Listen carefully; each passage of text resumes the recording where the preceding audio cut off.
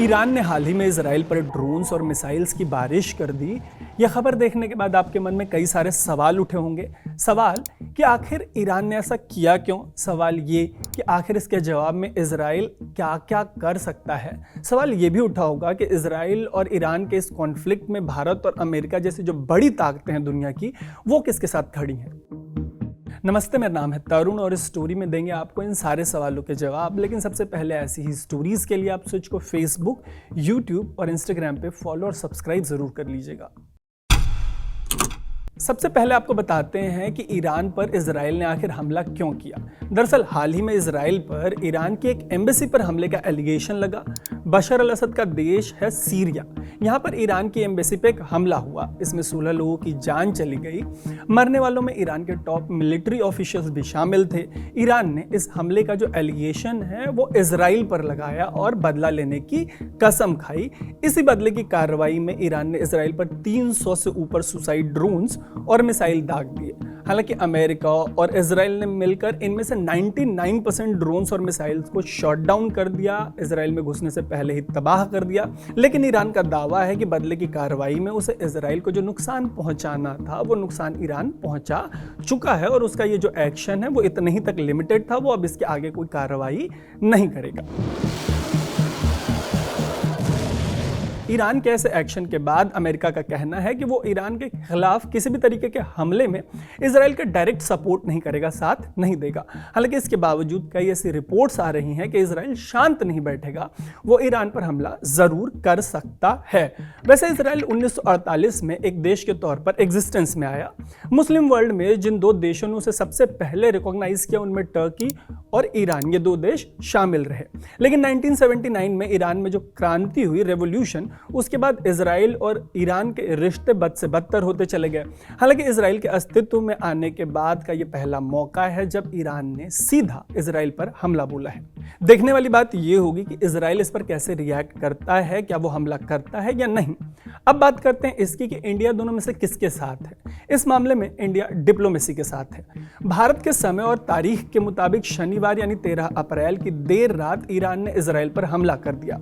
हमले के बाद भारत ने जो पहला आधिकारिक बयान जारी किया उसमें कहा गया कि दोनों ही देश शांति की तरफ लौटे, डिप्लोमेसी का, बातचीत का रास्ता अपनाएं। यहां पर आपका एक सवाल यह हो सकता है कि 7 अक्टूबर 2023 को हुए हमास के हमले के बाद तो भारत सीधे इजराइल के साथ खड़ा था। इस मामले में ऐसा क्या अलग है कि सीधे तौर पर इंडिया इजराइल को सपोर्ट नहीं कर रहा है?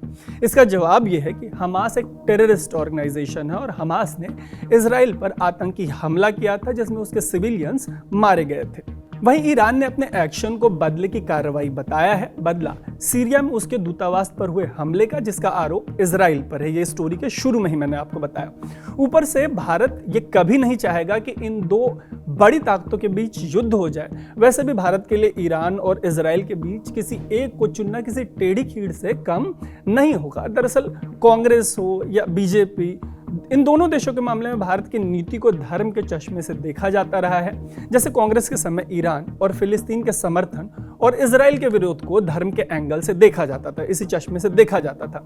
वहीं बीजेपी के दौर में इजराइल के सपोर्ट को भी धर्म के चश्मे से ही देखा जाता है।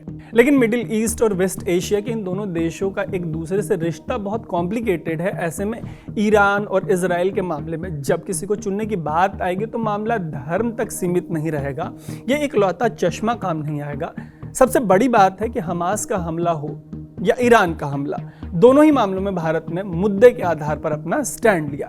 एक तरफ जहां हमास जैसे ही आतंकी संगठन ने अटैक किया इजराइल पे तो उसकी निंदा करते हुए भारत ने इजराइल को सपोर्ट किया।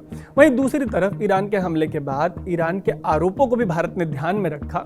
यह भी तय किया कि दोनों देशों को युद्ध के बजाय डिप्लोमेसी यानी बातचीत का रास्ता अपनाना चाहिए, ना कि युद्ध कर लेना चाहिए। ऊपर से किसी को लग सकता है कि इस इलाके के देशों के साथ इंडिया के रिश्ते ऑयल इंपोर्ट, लेबर एक्सपोर्ट या डिफेंस के सप्लाई तक लिमिटेड है। लेकिन बात सिर्फ इतनी नहीं है। सऊदी अरब से यूएई तक इंडिया के बड़े इकोनॉमिक और पॉलिटिकल पार्टनर्स बनकर उभरे हैं रिसेंट टाइम में। ऐसी तमाम वजहों से इस इलाके में इराक हो, इजिप्ट हो, कतर हो, इन सब के साथ रिश्तों के मामले में इंडिया को बहुत ज़्यादा बैलेंस करना पड़ता है। हाँ, ये भी सच है कि तेल से बंदरगाह तक के मामले में भारत के लिए ईरान बहुत इंपॉर्टेंट है। वही डिफेंस के मामले में इंडिया इजराइल के रिश्ते हर बीतते दिन के साथ मजबूत होते चले गए हैं। लेकिन दोनों में से किसी एक को चुनने का सवाल जायज नहीं है, ये बनता नहीं है अभी के सिनेरियो में या फॉर दैट मैटर किसी भी सिनेरियो में। ऊपर से ये जो इंडिया मिडिल ईस्ट यूरोप वाला जो कॉरिडोर बनना है, उसकी वजह से कभी भी मामला दो देशों बाइलैटरल जैसे इंडिया इजराइल, इंडिया ईरान के रिलेशंस तक लिमिटेड नहीं रह जाएगा। दोनों में से किसी एक को चुनने की बात नहीं रह जाएगी। इन दो देशों के मामले में एक तरफ जहां इजराइल से भारत के रिश्ते, जैसे कि मैंने आपको बताया, हर बीतते दिन के साथ मजबूत होते चले जा रहे हैं, वहीं दूसरी तरफ अफगानिस्तान से लेकर पाकिस्तान और सेंट्रल एशिया में भारत के रिश्तों के हितों के लिहाज से ईरान हमेशा से बहुत इंपॉर्टेंट रहा है। ऐसे में ताज़ा मामले में भारत ने किसी एक का साइड नहीं लिया और दोनों ही पक्षों को डिप्लोमेसी का रास्ता अपनाने की सलाह दी है। यह भी कहा है कि युद्ध कोई सॉल्यूशन नहीं होता। कमेंट बॉक्स में आप बताइएगा कि इंडिया का ये जो स्टैंड है पूरे मामले पर, इस पर आपकी क्या राय है, इस पूरे युद्ध के हालात पर आपकी क्या राय है। बाकी ऐसे ही स्टोरीज के लिए स्विच को फेसबुक, यूट्यूब और इंस्टाग्राम पे फॉलो और सब्सक्राइब जरूर कर लीजिएगा।